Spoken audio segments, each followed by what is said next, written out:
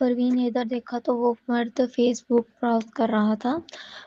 Face بک پر Parveen sales Kapil نام کا ایک چھوٹا سا فین اکاؤنٹ تھا۔ اس کے نیچے یہ پوسٹر تھی: میں کیا کروں؟ آپ نے دیکھا مہدی کارپوریشن نے نازک گھڑی میں کیا کہا؟ جب چاہو میں حاضر ہوں، مجھے تو بہت لاڈ پیار محسوس ہو رہا ہے، میں 2 کمپنیوں کے جوڑے کی فین ہوں۔ دبدبا رکھنے والے مسٹر مہدی توجہ مانگ رہے ہیں اور ٹھنڈی مزاج بیوٹی استھم نے انہیں ٹکا سا جواب دیا: اس کے پاس وائی ہے اور اس کے پاس کیو۔ ہیکر دنیا کے بادشاہ اور ملکہ ان کے ساتھ ہیں، ہاتھ میں ہے۔ کیسی زبردست جوڑی ہے! میں نے ایک کہانی پڑھی، بہت میٹھی ہے، لنک ساتھ ہے۔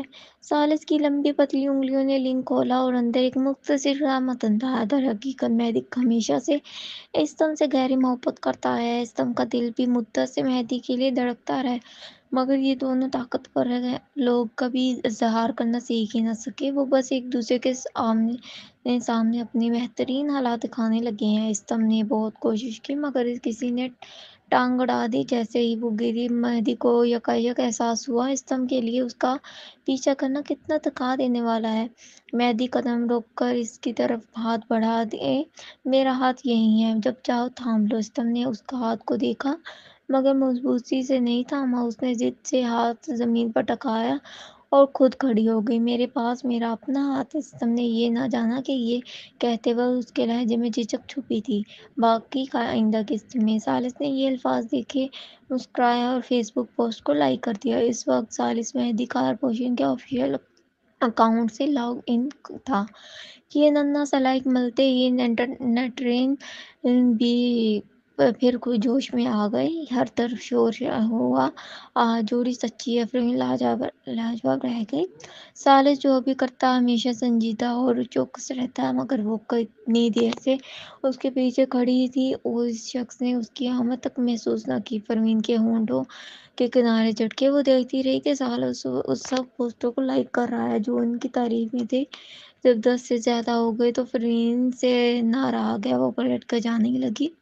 جیسے ہی اس کے قدم تیز ہوئے، ثالث کی توجہ اس پر پڑی۔ وہ اچانک نظر اٹھاتا اور پروین کو دیکھ کر مسکراتا: تم آ گئی؟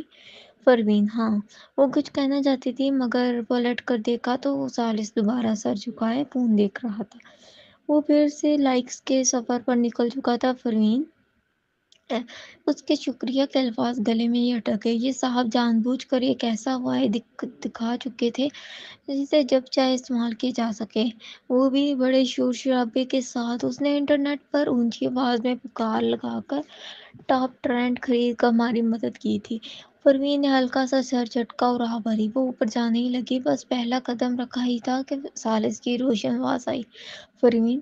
پروین رکی اور اس کی طرف دیکھا۔ آخرکار ثالث نے سر اٹھایا، آنکھوں میں بھی اب بھی مسکراہٹ سے آنکھیں ستاروں کی طرح چمک رہی تھی: کیو تم ہو؟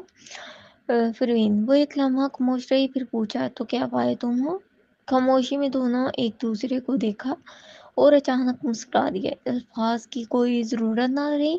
پروین اور اوپر جا کر سو گئی۔ جب آنکھ کھلی تو دن روشن تھا۔ اس کے فون اٹھا کر دیکھا، بہت سے لوگوں کے پیغامات آئے تھے مگر لگتا تھا سب جانتے ہیں کہ وہ آرام کر رہی ہے، اس لیے زیادہ تر نے صرف میسج چھوڑا تھا۔ پروین نے مارسی اور فرشاد وغیرہ کے میسیجز نظر انداز کیے۔ اس کی نظر سب سے پہلے لیلی کے پیغام پر جا رکی۔ عموماً لیلا بغیر وجہ کے رابطہ نہیں کرتی، اب اچانک اس کا رابطہ کرنا۔ پروین نے جلدی سے فون ان لاک کیا اور نمبر ملایا۔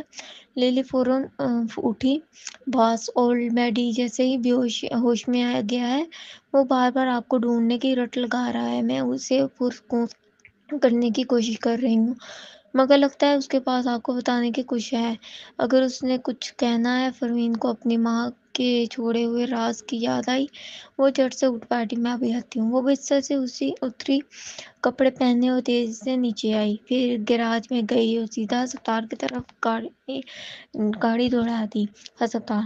پروین اولڈ میڈی کے کمرے کے دروازے تک پہنچی۔ اندر جانے سے پہلے اس نے سنا: اولڈ میڈی چیخ رہا تھا: ایان کی بیٹی کہاں ہے؟ زبرد کی بیٹی کہاں ہے؟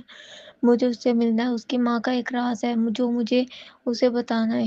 میں تمہیں نہیں بتاؤں گا، بس اسے بتاؤ، صرف آپ اسی کو بتا سکتا ہوں۔ جب پروین نے یہ الفاظ سنے تو اس نے جلدی سے دروازہ دھکیل کر کمرے میں قدم رکھا۔ لیلی اولڈ میڈی کے بازو پر دباؤ ڈال رہی تھی: جب سے جولینا نے اسے زہر دیا تھا اس کی حالت کبھی بہتر نہ ہو سکی تھی، نہ ہی اس کی ذہنی کیفیت واپس آئی۔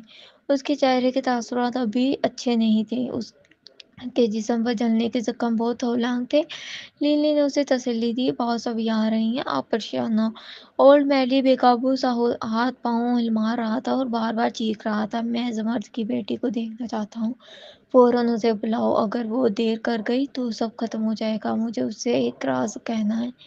لیلی اب تقریباً اسے قابو میں نہ رکھ پا رہی تھی۔ اسی لمحے پروین اندر داخل ہوئی۔ دروازے کی آواز سنتے ہی لیلی نے مڑ کر اس کی طرف دیکھا اور آخرکار سکون کی سانس لی۔ "آپ آ ہی گئیں۔" لیلی کھڑی ہو گئی اور شکایت بھری آواز میں بولی، "اگر آپ اس وقت پر نہ آتی تو اولڈ میڈی واقعی پاگل ہو جاتا۔" پروین نے اس کی باتوں پر کوئی توجہ نہ دی اور سیدھی بستر کی طرف بڑھ گئی۔ جیسے ہی اولڈ میڈی نے اس کا چہرہ دیکھا وہ پرسکون ہو گیا۔ اس کی دھندلی آنکھیں اچانک صاف ہو گئیں۔ اس نے کچھ لمحہ اسے خاموشی سے دیکھا اور مسکرا دیا، "تم آ گئے، میں آ گئی ہوں۔" پروین نے اس کا خشک ہاتھ تھام لیا۔ اس کی انگلیاں جلنے کی وجہ سے سخت جھریوں سے بھری ہوئی تھی۔ اس نے آہستہ سے پوچھا، "بات کیا ہے؟" اولڈ میڈی نے اسے دیکھا، اس کی آنکھوں کی وحشت آہستہ آہستہ کم ہو گئی۔ پھر وہ مسکرایا، "میں تمہیں یہ بتانا چاہتا ہوں کہ تمہیں ایک بچہ پیدا کرنا ہوگا پروین۔" وہ حیران رہ گئی، "کیا؟ تمہیں ایک بچہ پیدا کرنا ہوگا؟ ابھی؟ فوراً؟ جلدی کرو۔" اولڈ میڈی اچانک گھبرا گیا اور اسے دھکیلنے لگا، "ابھی جا کے کرو۔" اس کے الفاظ بے ربط اور الجھے ہوئے تھے، جس سے پروین اور بھی الجھ گئی۔ لیکن اس کے دل میں ہلچل سی مچ گئی، اسے جیسے ہی کسی بات کا اندازہ ہوا۔ اس نے فوراً پوچھا، "کیوں؟ کیوں؟" اولڈ میڈی چونکا، "ہاں کیوں؟" وہ پروین کو دھکیل رہا تھا کہ اچانک چپ ہو گیا۔ اس نے زور سے اپنا سر کھجایا، "کیوں؟ میں کیوں یاد نہیں کر پا رہا؟ کیوں کیوں کیوں؟" وہ دھیرے دھیرے بڑبڑانے لگا۔ یہ کہتے ہوئے اس نے اپنے سر کے بال نوچنے شروع کر دیے۔ اس کے کمزور اور تقریباً خالی سے سر سے کچھ بال بھی اکھڑ گئے، مگر پھر بھی وہ یاد نہ کر سکا۔ وہ اچانک اپنے سر پر زور سے ہاتھ مارنے لگا، "کیوں؟ جلدی بتاؤ، کیوں؟" پروین نے دیکھا کہ اس کی حالت بگڑتی جا رہی ہے اور وہ مزید بے چین ہو رہا ہے۔ اس نے جلدی سے اس کا ہاتھ پکڑا۔ اولڈ میڈی جیسے ہی اولڈ میڈی نے اسے دیکھا اور اس نے کیوں کے سوال کو بھلا دیا، بلکہ اس نے اس کا ہاتھ مضبوطی سے تھاما، "جلدی جا کے بچہ پیدا کرو، جاؤ۔" "پروین، میں پہلے ہی ماں بن چکی ہوں۔" "تم ماں بن چکی ہو؟" اولڈ میڈی حیران زدہ رہ گیا، "یہ واقعی ہو گیا ہے؟" "ہاں، یہ سچ ہے، بلکہ یہ حقیقت میں دو بھی ہیں۔"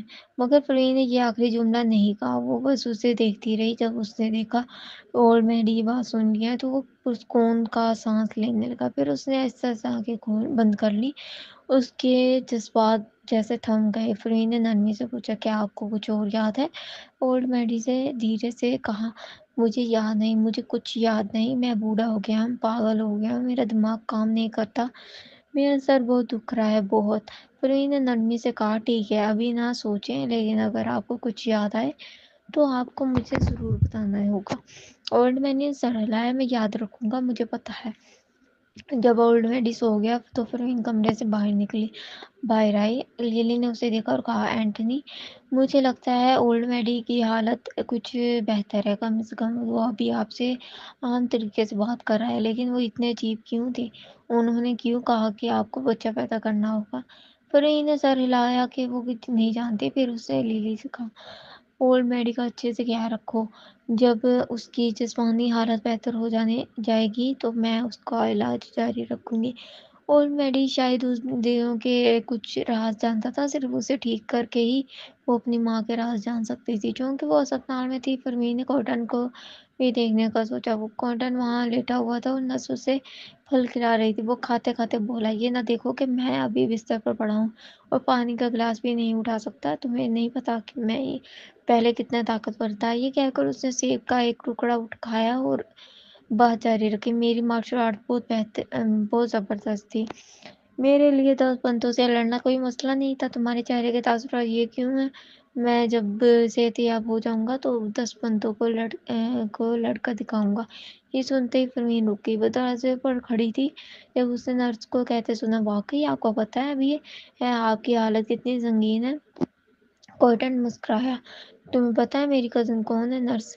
مجھے پتا ہے، اینتھنی۔ اینتھنی کے علاوہ وہ بھی چھوڑو، تمہیں یہ سمجھ نہیں آئے گی۔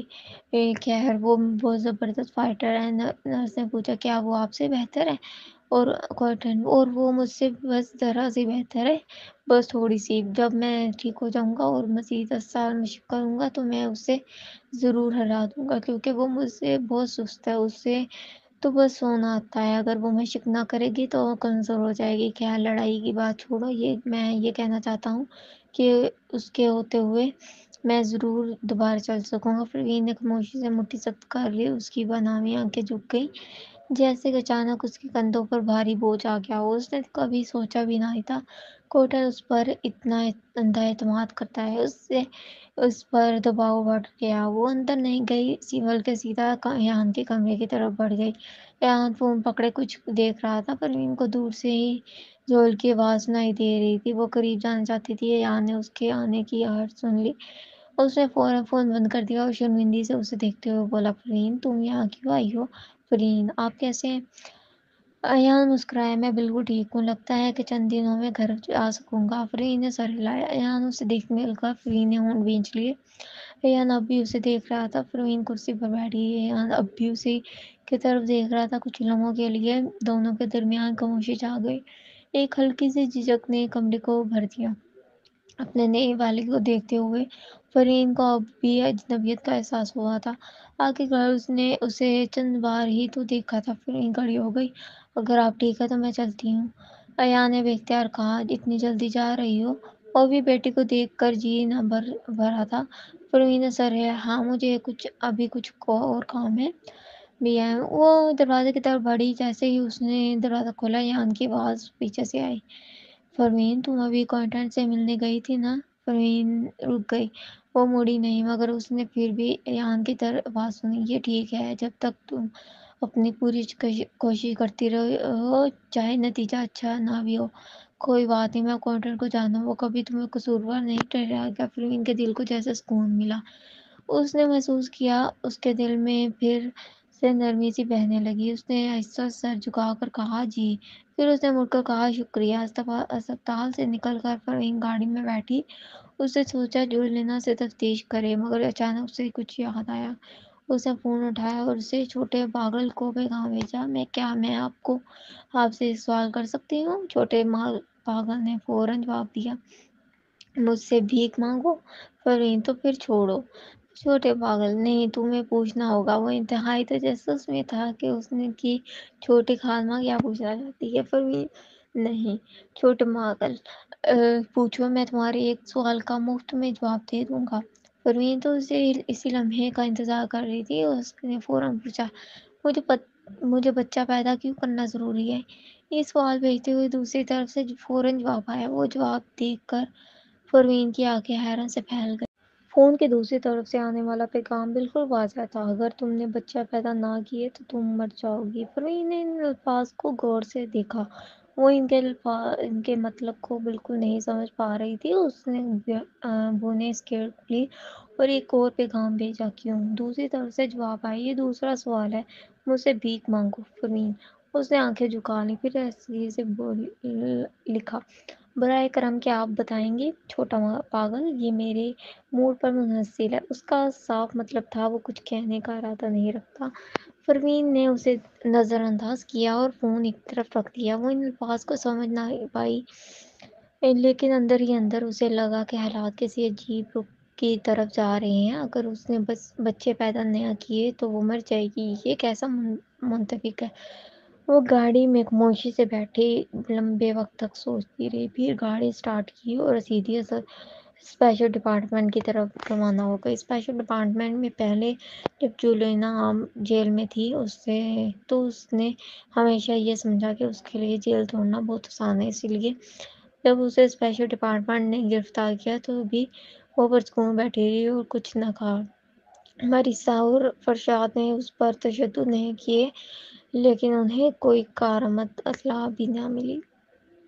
جب سے اسے پکڑا گیا تھا وہ تفتیشی کمرے میں ہی بند تھی، نہ کھاتی نہ پیتی نہ سوتی۔ اس وقت وہ بہت لاگل لگ رہی تھی، لیکن اس کی آنکھوں میں عزم کی جھلک اب بھی قائم تھی۔ پروین کمرے میں داخل ہوئی اور اس کے سامنے بیٹھ گئی۔ کچھ لمحے سوچنے کے بعد اس نے کہا، کیا تم انتظار کر رہی ہو کہ کوئی آ کر تمہیں بچا لے؟ یہ سنتے ہی جولینا کی آنکھیں لرز گئیں، پھر اس نے سر اٹھا کر کہا، مجھے سمجھ نہیں آ رہا تم کس بارے میں بات کر رہی ہو۔ پروین پھر بولی، تمہاری کمپیوٹر مہارت حال ہی میں غیر معمولی حد تک بڑھ گئی۔ جولینا کے چہرے پر غرور بھری مسکراہٹ آ گئی۔ اگر تم میرا مذاق اڑانا چاہتی ہو تو اس کی ضرورت نہیں۔ کیا تم واقعی سمجھتی ہو کہ ایسٹم صرف کیو پر بھروسہ کر سکتے ہیں؟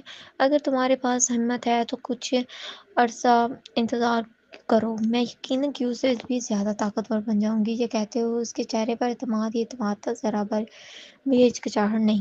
پروین نے اسے دیکھا اور پیشانی پر بل ڈالے۔ اسے سمجھ نہیں آ رہا تھا یہ یقین کہاں سے آیا۔ اچانک اس نے کہا، تم کیو سے مقابلہ کیسے کرو گی؟ چاہے تم اس بارے میں ایسٹم کارپوریشن پر حملہ کیا ہو، تمہیں اندر سے ہارڈ ڈرائیو لانے والے کی مدد چاہیے تھی، اندر سے 5 بار توڑنے کی کیا فائدہ؟ یہ سن کر جولینا کے ہونٹ دب گئے۔ واقعی یہ حملہ اسی لیے ممکن ہوا تھا کہ جل کی بانجی نے یو ایس بی ڈرائیو اندر پہنچائی تھی۔ اسی لمحے اس نے یہ منصوبہ بنایا تھا، کتنی محنت کی تھی، بعد بھی کوئی کیوں نے آسانی سے سب کچھ ختم کر دیا۔ جولینا نے سر جھکا کر طنزیہ قہقہہ لگایا، تم میرے الفاظ سے مجھے بہکانے کی کوشش نہ کرو۔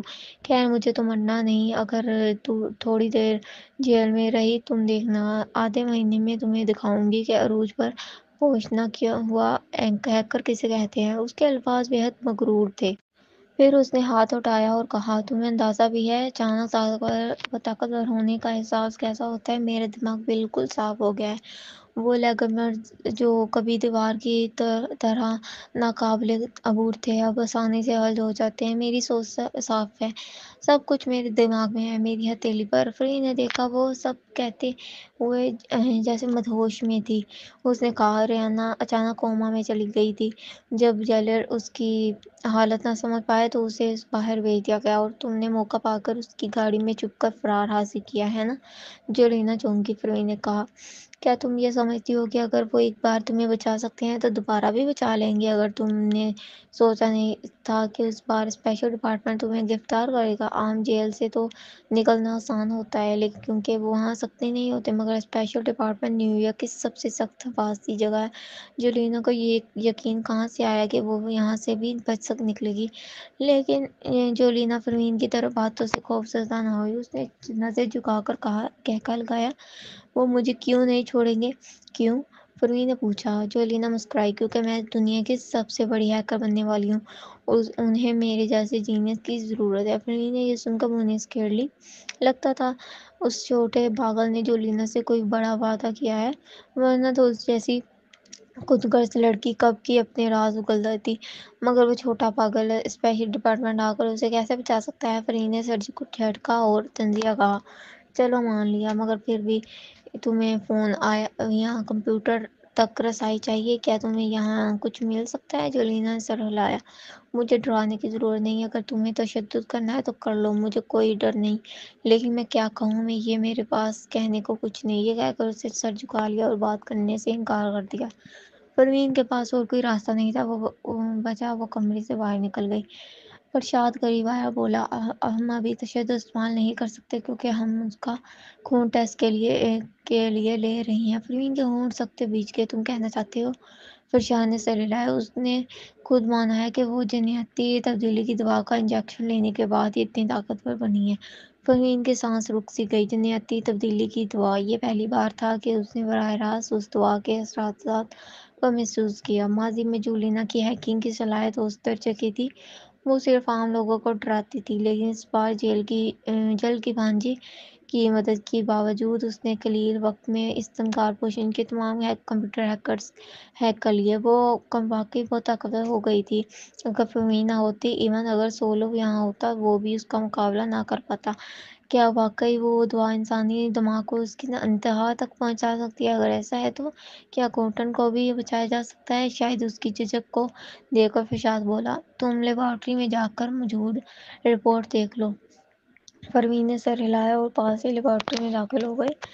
وہ وہاں سب محققین کام میں لگے تھے، انہوں نے جولینا کا خون لے کر اس کی جانچ شروع کر دی تھی۔ پروین آگے بڑھی اور رپورٹ ہاتھ میں لی۔ اس نے دیکھا خون میں واقعی کوئی نیا نامعلوم جذبہ موجود ہے۔ سب لوگ ابھی اس کے اجزاء کا تجزیہ کر رہے تھے اور فی الحال اس کا ڈھانچہ سمجھ میں نہیں آ رہا تھا۔ پروین نے رپورٹ اٹھا کر ایک ایک کر کے دیکھنی شروع کی۔ جب اس نے آخری رپورٹ کھولی، اچانک وہ کھڑی ہو گئی، اس کے ہاتھ میں پکڑے کاغذات کو گھور کر کہا، یہ تو خطرہ ہے۔ کیا ہوا؟ پھر کسی نے پوچھا۔ پروین باہر نکلنے والی تھی کہ اچانک تفتیشی کمرے کے اندر سے ایک مدھم سی آواز گونجی۔ وہ باہری آواز سنتے ہی پروین لپک کر تفتیشی کمرے میں داخل ہوئی۔ جولینا زمین پر گری ہوئی تھی، آنکھیں بند تھی، جیسے ہوش کھو بیٹھی تھی۔ محافظ اس پر ہاتھ مار مار کر پکار رہے تھے، اٹھو، ہوش میں آؤ۔ پروین نے جلدی سے قدم بڑھایا، پیچھے ہٹو۔ علمے کے کارکن جیسے ہی اسے پہچانا، فوراً راستہ چھوڑ گئے۔ پروین جھک کر ایک ہاتھ سے اس کی سانس اور دوسرے سے نبض چیک کرنے لگی۔ اس کی سانس بہت کمزور تھی، لگ بھگ ختم ہونے، اور نبض بھی دھندلا چکی تھی۔ پروین نے ہونٹ بھینچ لیے۔ ساتھ کھڑے ایک شخص نے کہا، اسے سی پی آر کرو۔ پروین نے فوراً روکا، نہیں۔ کیوں؟ وہ آہستہ سے بولی، اس کے خون میں موجود نامعلوم اجزاء تیزی سے بڑھ رہے ہیں۔ یہ اجزاء جینیس کو بہتر کرتے ہیں، مگر جان بھی لے لیں گے۔ اگرچہ یہ رپورٹس ایک ہی بیچ کے خون سے تھے، لیکن ہر گھنٹے میں ان کے اجزاء کی مقدار بدل رہی تھی۔ بدلاؤ چھوٹا تھا، اس لیے محققین فوراً نہ پہچان پائے، لیکن پروین نے رپورٹ دیکھ کر یہ مسئلہ بھانپ لیا۔ خون کے اندر وہ اجزاء بیکٹیریا کی طرح تھے، جیسے ہی وہ جسم میں گئے بڑھنا شروع ہو گئے۔ وقت گزرنے کے ساتھ ساتھ پورے جسم میں پھیل گئے۔ پروین نے یہ جانتے ہی نہیں کہہ کر دوڑ لگا دی۔ کارکن سارا ماجرا نہ سمجھ سکا، مگر بات پکڑ لی۔ یعنی اگر سی پی آر کیا تو خون تیزی سے چلے گا اور وہ چیزیں اور تیزی سے بڑھیں گی۔ پروین نے سر ہلایا۔ ہاں۔ کارکن گھبرا گیا۔ تو اب کوئی ایمرجنسی طریقہ بھی کام نہیں آئے گا؟ جب پروین نے یہ سنا تو فوراً بیگ سے چاندی کی سوئیاں نکالی اور ایک چھوٹی سی سوئی اس کے سر میں دو بار چبو دی۔ دو چبونے کے بعد جولینا نے چیخ ماری اور آہستہ آہستہ آنکھیں کھول لیں۔ حیرانی سے بولی، یہ کیا کر رہے ہو؟ مجھے کیا ہوا تھا؟ پروین نے پلکیں جھکائیں اور دھیرے سے بولی، جینیاتی ترمیم کی دوا جو تمہیں دی گئی تھی، وہ تمہارے جسم میں لاحد بڑھتی جا رہی ہے۔ جولینا چند لمحے دنگ رہ گئی، پھر جیسے کچھ سمجھ کر بولی، یعنی انہوں نے جھوٹ کہا؟ مگر یہ کیسے؟ میں اتنی طاقتور ہوں، وہ مجھے دھوکہ کیوں دیں گے؟ میرے بغیر وہ دوسرا ہیکر نہیں ڈھونڈ سکیں گے۔ اب سمجھ گئی، تم ڈرامہ کر رہی ہو، تمہیں مجھ سے کچھ گلوانا ہے؟ سن لو، صرف یہ کہنے سے میں یقین نہیں کروں گی تم مجھے بچا سکتی ہو۔ پروین نے ہونٹ بھینچ کر کہا، میں تمہیں بچا ہی نہیں سکتی۔ جولینا چونکی، کیا؟ پروین کے ہاتھ میں موجود سوئی اب بھی اس کے دماغ میں لگی ہوئی تھی۔ میں صرف تمہاری سانسیں روکے ہوئے ہوں، لیکن اس بڑھتی تری روک نہیں سکتی۔ تمہارے پاس صرف 1 منٹ ہے۔ جولینا سکتے میں آ گئی۔ اس نے بے یقینی سے پروین کو دیکھا، مگر اگلے ہی لمحے لہو سے لہروں جیسا درد اس کے رگوں میں ڈر گیا، جیسے پورا جسم جل رہا ہو۔ اس اذیت نے اسے باور کروا دیا کہ پروین جھوٹ نہیں بول رہی تھی۔ پروین کی آنکھیں دہشت سے پھیل گئیں۔ اس نے پروین کا ہاتھ جکڑ لیا، بچاؤ، مجھے بچاؤ، مجھے مرنا نہیں ہے۔ مگر جتنا وہ گھبرا گئی، اتنی تیزی سے خون بہنے لگا۔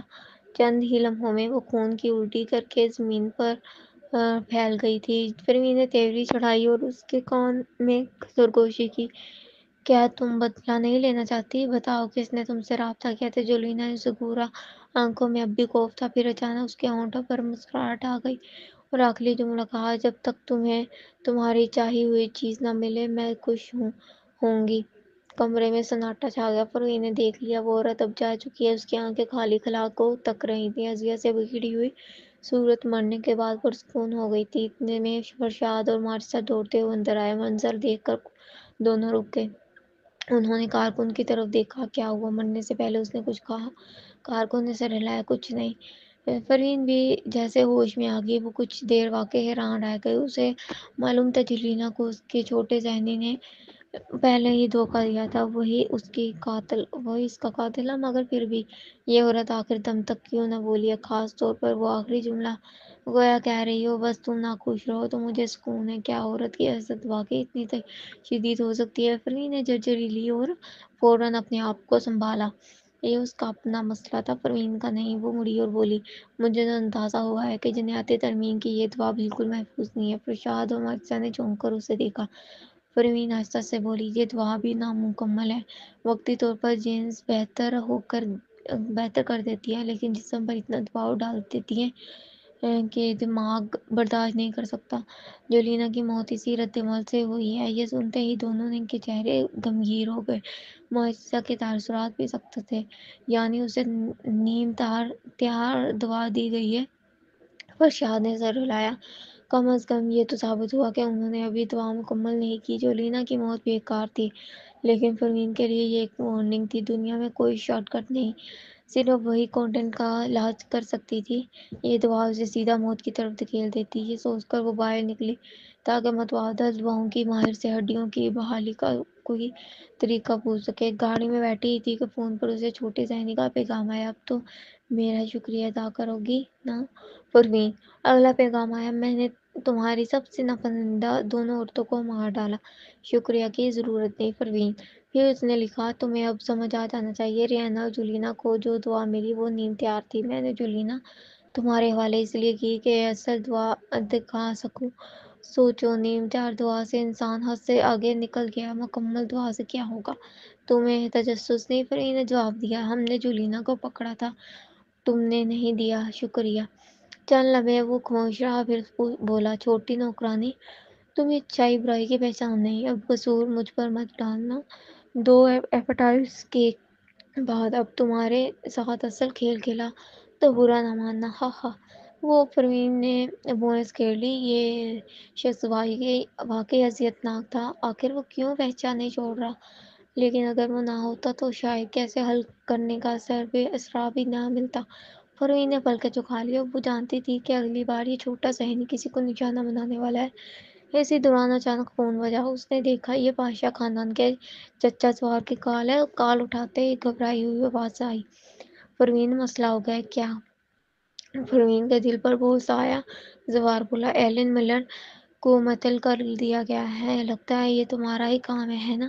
اب وہ ہر جگہ تمہیں بدنام کر رہی ہے، کہتی ہے کہ تم صرف جدید میڈیسن کو مانتی ہو اور روایتی طب کو کمتری سمجھتی ہو۔ اسی لیے اسے نکالا۔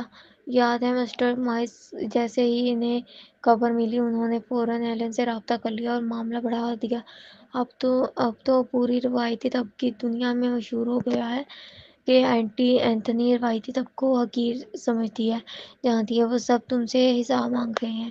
پروین، وہ گاڑی سکون سے چلا رہی تھی، آہستہ سے بولی، کوئی بات نہیں۔ زوار نے اس کی بے فکری دیکھ کر لمبی سانس لی۔ مجھے پتہ ہے تم ان سے نہیں ڈرتی، مگر پروین، نیو یارک میں کئی خاندان ہیں جن کی متبادل طب میں پرانی تاریخ ہے۔ ادویہ سازی کی صنعت میں بھی متبادل طب نے خاصی ترقی کی ہے۔ اگر تم نے انہیں ناراض کیا تو آگے چل کر مشکلات آ سکتی ہیں۔ میرا خیال ہے تمہیں موقع دیکھ کر وضاحت کرنی چاہیے۔ زوار کو یقین تھا پروین ایسا کچھ نہیں کہہ سکتی، آخر پاشا خاندان بھی تو متبادل طب سے جڑا ہوا ہے۔ پروین نے سر ہلایا، ٹھیک ہے، موقع ملا تو وضاحت کر دوں گی۔ زوار نے مطمئن ہو کر کہا، اچھا ہے، خیال رکھنا۔ میں نے ابھی جون اور ایلن کو آپس میں بات کرتے دیکھا، لگتا ہے وہ تمہیں ہی نشانہ بنانے والے ہیں۔ کہاں ہو تم؟ پروین نے پوچھا۔ ایک کانفرنس ہے، اچھا اب فون رکھتا ہوں۔ اور زوار نے کال کاٹ لی۔ اس کے پاس بیٹھی ملیسا بولی، اصل میں مجھے نہیں لگتا تمہیں اسے اس بارے میں خبردار کرنے کی وضاحت کی ضرورت تھی۔ زوار نے سر ہلایا، اگرچہ پروین اپنی زندگی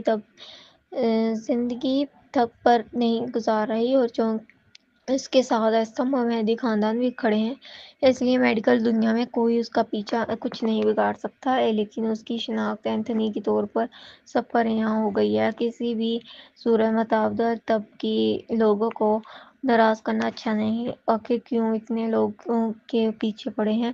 ملیسا نے آہ بھری، وہ بہت چمکدار ہے، ہر کوئی چھوٹا کالا کیڑا اس روشنی کے گرد ہی منڈلاتا ہے۔ زوار چونکا، پھر ہنس پڑا، یہ تو سخت جملہ ہے پیاری۔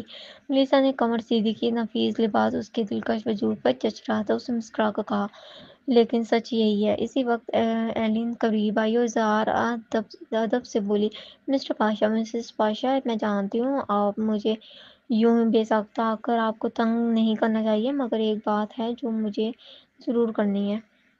زوار نے اس پر نظر ڈالی۔ اب جب سے پاشا خاندان نے کیڈبری پلز کے ذریعے نیویارک میں قدم جما لیے تھے، کوئی بھی متعدد طبقی کانفرنسوں میں انہیں ناراض کرنے کی ہمت نہیں کرتا تھا۔ جہاں تک جون کا تعلق تھا، بیٹے کی موت کے بعد وہ فرین سے شدید نفرت کرنے لگا تھا اور ہر موقع پر اس کی بدنامی کرتا تھا، مگر باقی لوگ کیڈبری پل کی فراوانی کو جانے کے ڈر سے اس کے ساتھ نہیں دیتے تھے۔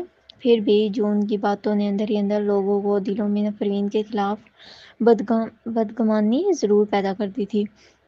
زوار کو معلوم تھا کہ ایلن نیک نیتی سے نہیں آئی، اس نے میلیسا کی طرف دیکھا اور پیچھے ہٹ گیا۔ میلیسا نے نظریں جھکا کر مسکرا کر کہا، محترمہ ملر، آپ کیا کہنا چاہتی ہیں؟ اگر بات کاروبار کی ہے تو الگ سے کریں، اور اگر کچھ اور ہے تو میرے خیال سے ہمارے بیچ ایسی کوئی بات نہیں ہے جس پر بات کرنے کی چاہیے۔ ایلن نے ضدی انداز میں آگے بڑھ کر کہا، مسز پاشا، میں صرف اس لیے آئی ہوں کہ فرمین کی مغروری اب برداشت نہیں ہو رہی۔ چاہا کہ اسے ذرا یاد دہانی کروا دی جائے کہ اس نے شدید تب پڑھی ہے اور وہ مشہور اینتھنی ہے، مگر کیا اس کا مطلب ہے کہ وہ متبادل طب کو حقیر سمجھے؟ متبادل طب قدیم زمانوں سے چلی آ رہی ہے اور اب دنیا بھر میں پھیل چکی ہے۔ ہمارے اپنے ہی لوگ اسے حقیر کیسے کہہ سکتے ہیں؟ میلیسا کا چہرہ فوراً سنجیدہ ہو گیا۔ محترمہ ملر، میرے سامنے اس ایسی نیک نیتی کی نقاب پوشی باتوں کی ضرورت نہیں۔ میں تقریباً 50 برس کی ہوں اور آپ میری بیٹی کی عمر کی ہیں، ہم عمر ہیں۔ آپ کے چھوٹے چھوٹے ادارے مجھ سے چھپ نہیں سکتے۔ اگر واقعی خیر خواہی ہوتی تو مجھ سے یوں سب کے سامنے شرمندہ کرنے کی ضرورت نہ تھی، نہ ہی خود کو اخلاقی بندی پر لا کھڑا کرتی۔ ہم سب جانتے ہیں اصل حقیقت کیا ہے۔ آپ اور فرین کے درمیان کچھ تنازع ہے، لیکن اسے اصولوں کا مسئلہ بنا دینا متسانف نہیں۔ اور پھر میلیسا نے سیدھا حاضرین کی طرف دیکھا، فرین نے کبھی متعدد طب کو حقیر نہیں کہا، بلکہ اسے اس پر بہت گہری دسترس ہے۔ آخر اس کی والدہ اس زمانے کی متبادل طب کی صف اول کی شخصیت تھی۔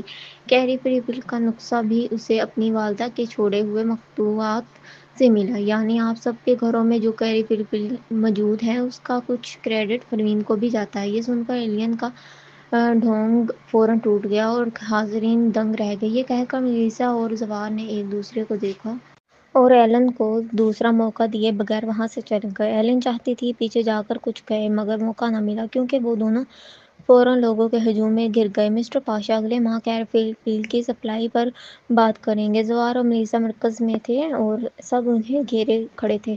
یہ دیکھ کر ایلن نے دانت پیس لیے۔ اسی لمحے جون قریب آیا۔ اس نے دونوں کو گھورتے ہوئے کہا، یہ لوگ سب پاشا خاندان کی گولیوں کے زیر اثر ہیں، اب متبادل طب کی عزت کا لحاظ نہیں کرتے۔ ایلن نے غصے سے پیر پٹکا، مسٹر مائلز، اب ہم کیا کریں؟ جون نے آنکھیں سکیڑ کر کہا، جب ہم انہیں قابو میں نہیں لا سکتے تو پھر ہمیں کسی بڑے و باوقار شخص کے پاس جانا ہوگا۔ ایلن نے پرجوش ہو کر پوچھا، کون؟ جون کے لبوں سے نکلا، ڈاکٹر زیب۔ یہ سن کر ایلن کا جوش مدھم پڑ گیا۔ ڈاکٹر زیب؟ مگر ڈاکٹر زیب تو خود اٹھ بھی نہیں سکتے، وہ ہمارے لیے انصاف کیسے کریں گے؟ جون نے تنزیہ مسکراہٹ کے ساتھ کہا، تمہیں پتہ نہیں، ڈاکٹر زیب خود تو سامنے نہیں آ سکتے، مگر ان کا ایک شاگرد ہے، واحد شاگرد جسے انہوں نے قبول کیا، اب وہی متبادل طب کی دنیا کا اصل رہنما ہے۔